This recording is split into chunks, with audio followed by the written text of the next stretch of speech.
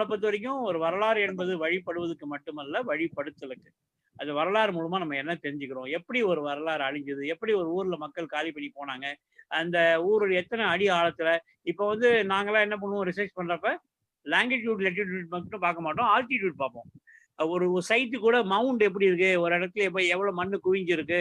அந்த மாரி தான் நம்ம ஆய்வு பண்ணுவோம். தொல்லியல் ஆய்வுல வந்து ஸ்ட்ராட்டோகிராஃபின்னு ஒரு இடம் ரொம்ப முக்கியம். ஃபீல்ட் எக்ஸ்கவேஷன்ல.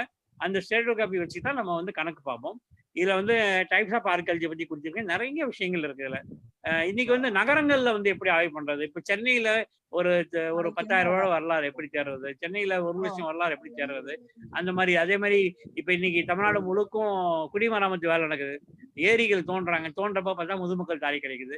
பல இடங்கள்ல வந்து இப்ப அந்த காலத்துல என்ன நடந்திருக்குன்னா, வெளிநாடு படையெடுப்பு, வெளிமக்கள் படையெடுப்பு வர சமயத்துல, இவங்க என்ன பண்ணியிருக்காங்க, நீர்நிலையில பொருள் போடுற பழக்கம் வச்சிருக்காங்க. நீர்நிலையில அதாவது குளத்துக்குள்ள சிலைகள போடுறது, அதே மாரி ஒரு ஒரு இடத்துல ஏரிய உடைச்சு அந்த அந்த இடத்த ஏரி ஆக்கிருது. அந்த மாரி நெறைய பண்ணியிருக்காங்க.